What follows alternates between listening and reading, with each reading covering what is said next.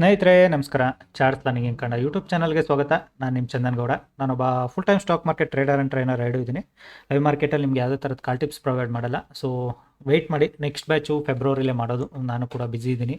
So February first ವೀಕಲ್ಲಿ ನನಗೂ native ಹೋಗಬೇಕು.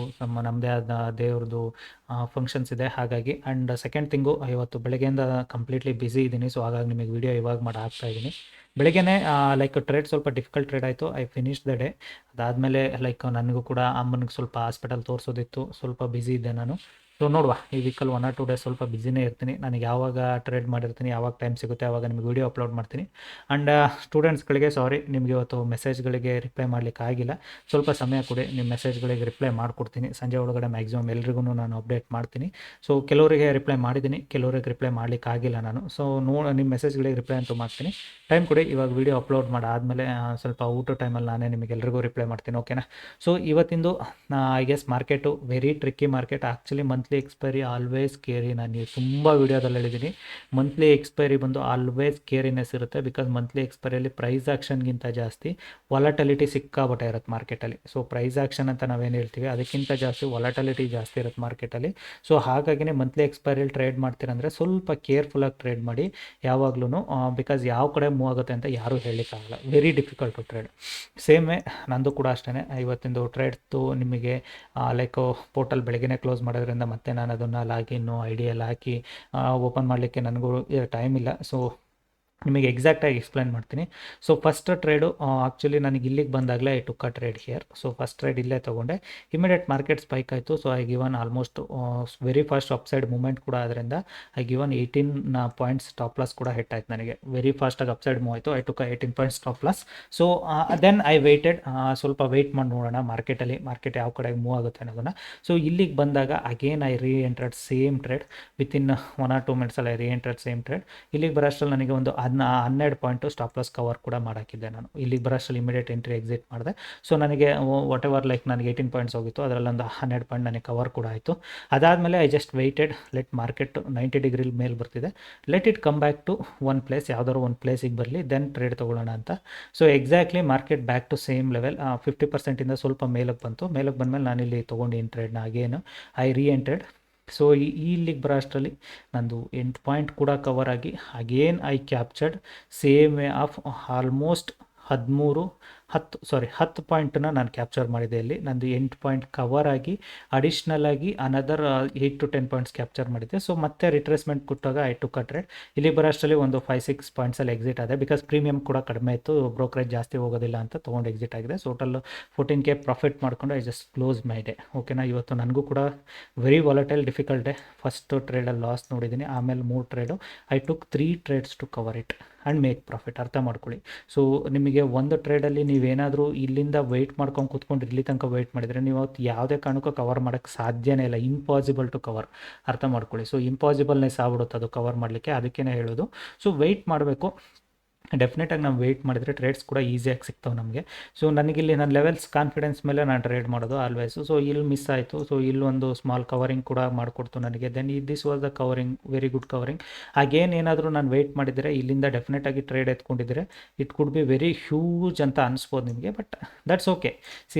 ನಮ್ಮ ಸ್ವಿಂಗ್ ಟ್ರೇಡರ್ಸ್ ಅಲ್ಲ ನಾವು. ಇಷ್ಟು ದೂರ ಎಲ್ಲನೂ ಹೋಲ್ಡ್ ಮಾಡ್ಕೊಂಡು ಕೂತ್ಕೊಂಡು ನನ್ನ ಸ್ಟಾಪ್ ಲಾಸ್ ಕೂಡ ಇಷ್ಟು ದೂರ ಇರುತ್ತೆ ಅಂತ ಹೇಳ್ಕೊಂಡು ಕೂತ್ಕೊಳ್ಳೋಕ್ಕೆ.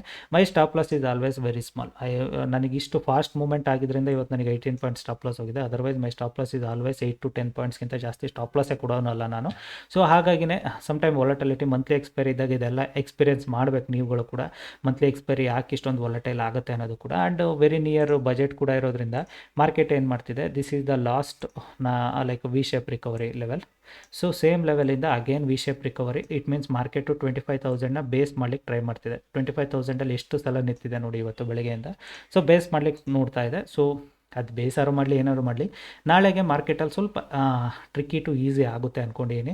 ಯಾಕೆಂದರೆ ಇವತ್ತು 25,000ನ ಅದು ಹೋಲ್ಡ್ ಮಾಡಿರ್ಬೋದು market. I accepted 25,000 is working like a very smart ಅಂತ.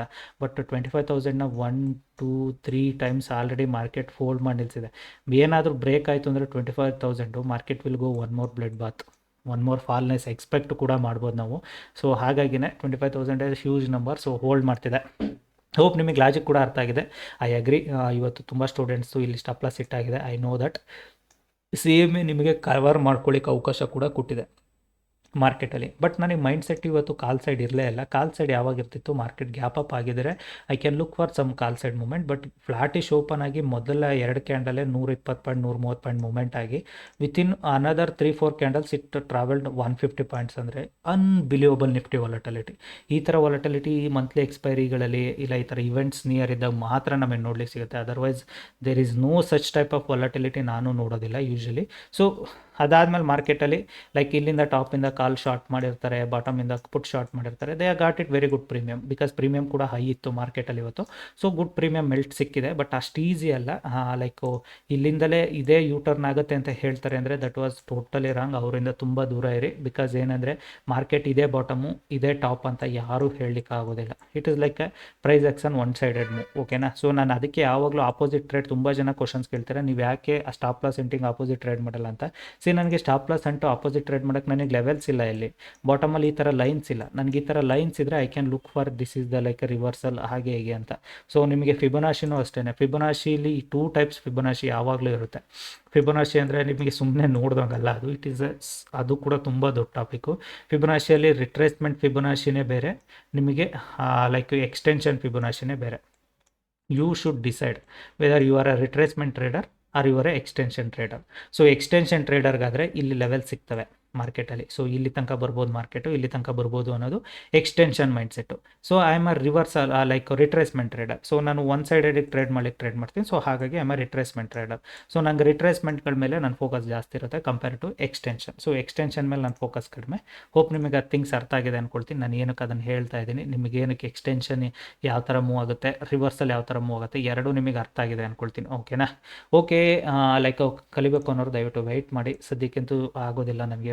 First week up to February ನನಗೆ like first week or second week ತನಕಲ್ಲೂ ಸ್ವಲ್ಪ ಟೈಮ್ ಬ್ಯುಸಿನೇ ಇರ್ತೀನಿ ನಾನು.